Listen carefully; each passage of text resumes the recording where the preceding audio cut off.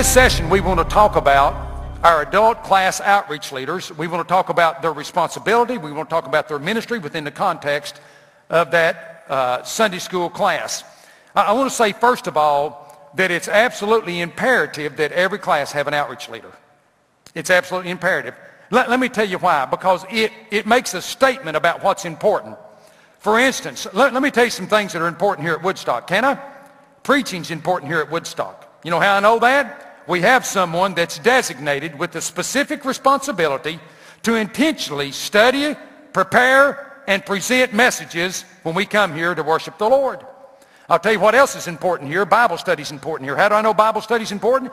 Because we have Sunday school teachers who have the specific intentional responsibility to study a lesson and then present it on Sunday morning so that we can grow our people and they can learn the Bible. I'll tell you what else is important here. Choir practice is important here. How do I know that? Because someone has the specific intentional responsibility to make sure that choir practice takes place and it's prepared and it's run appropriately.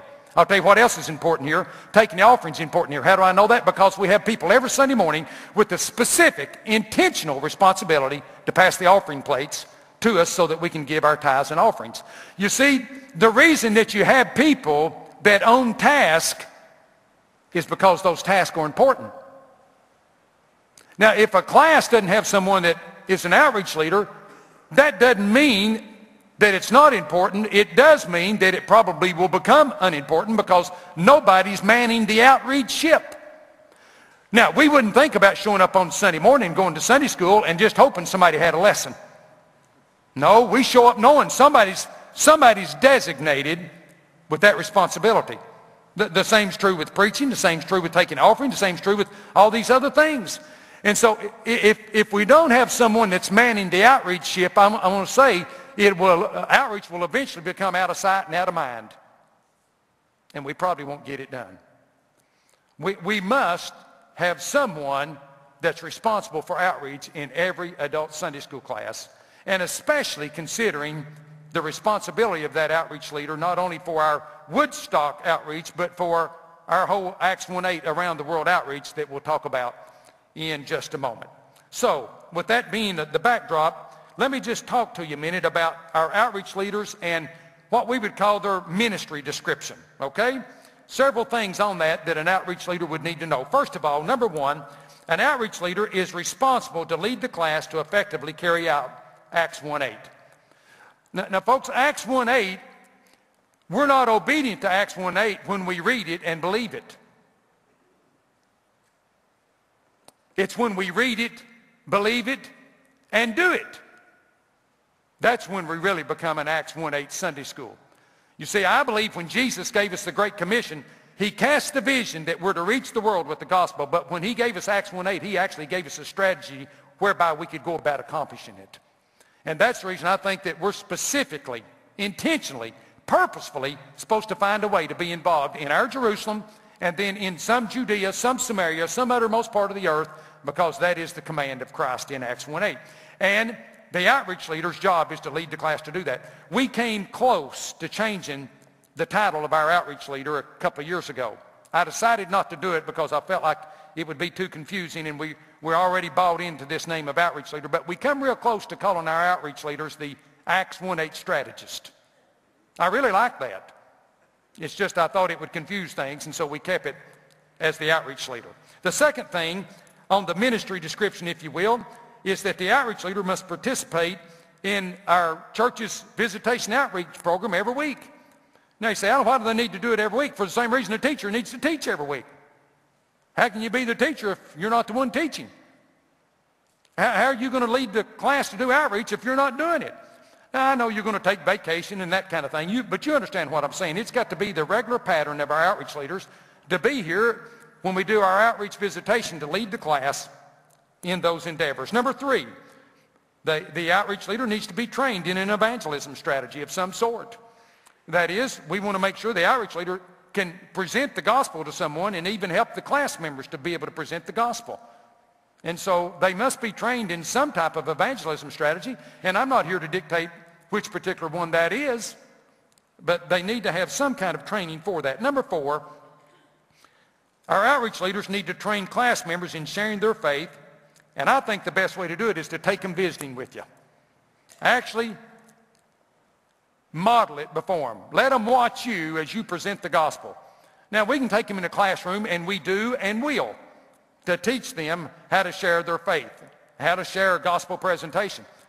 But I still say the best training you'll ever get is to go with someone and watch them and let them model it for you, and then you teach them by your very example. They get really hands-on, practical teaching in the context of sitting in a living room with someone and talking to them about Christ. And so we want to encourage our outreach leaders to take people with you. Number 5, that is, the outreach leader should keep the class prospect book updated and current. Now, I'm going to tell you, the prospect book to an outreach leader ought to be the same as the teacher's quarterly is to a teacher. It's a great guide for you. And in fact, the outreach leader needs to keep up with that, because folks, understand something. If you don't have a name, address, and phone number, you don't have a prospect. Now, there's a lot of lost people out there. But if you don't know a name, address, and phone number, you don't have a prospect. I got to tell you this story. 2 guys were sitting down to eat one night. One was hungry and one wasn't.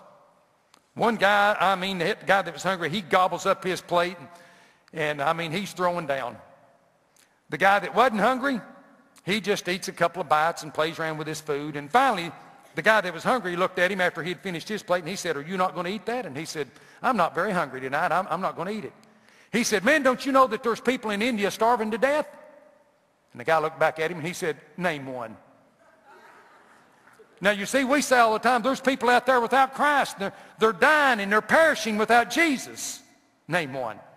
Because if you can't, you're probably not going to reach him. You've got to have a name, address, and a phone number, and that's the reason that prospect book is vital, that someone keep up with it, because when you don't keep up with it, we just lose whatever prospects are in there. We just lost them. And so it's important that you keep up with the prospect book. Number 6, attend the monthly Sunday school leadership meetings. We want our outreach leaders here because we say that reaching people is the number 1 priority of Sunday school, and if that's the case, then the people leading that charge ought to be here to help us with our planning and our direction and the mission of accomplishing that through Sunday school. Number 7, attend the monthly class planning meetings with the class leadership team. When that team of leaders in that class, the teacher and the care group leader, the outreach leaders, and other positions you may have as secretaries or fellowship leaders, whatever, when they get together to plan, the outreach leader needs to be a big part of that. Again, he's leading the reaching people aspect of our Sunday school. He needs to be a part of that and have his input. Number 8, I really like this one. The outreach leader needs to arrive early and serve as the class greeter on Sunday mornings.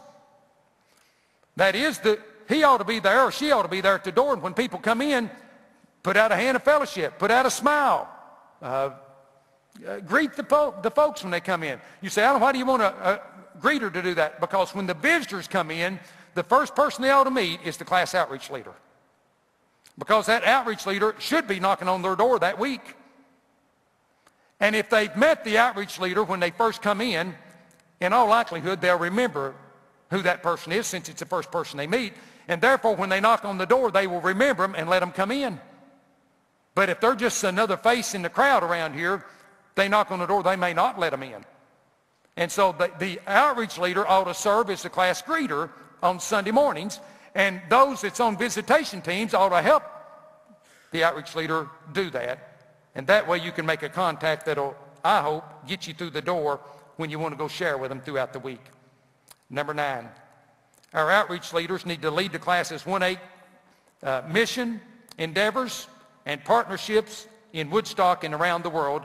I've already spoke to that, but basically our outreach leaders help us with our own Jerusalem mission, and then they help every class find that strategic mission partnership, their SMP, and help lead the charge there as well, wherever that may be and wherever you feel the Lord's led your class to make that kind of a partnership in another part of the world.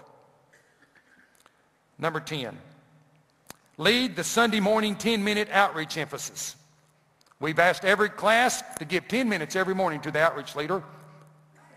And the reason we want to do that, remember, we're trying to make a schedule on Sunday morning that task number 1, reaching people, gets some air time. And so we're asking that the outreach leader have 10 minutes every week.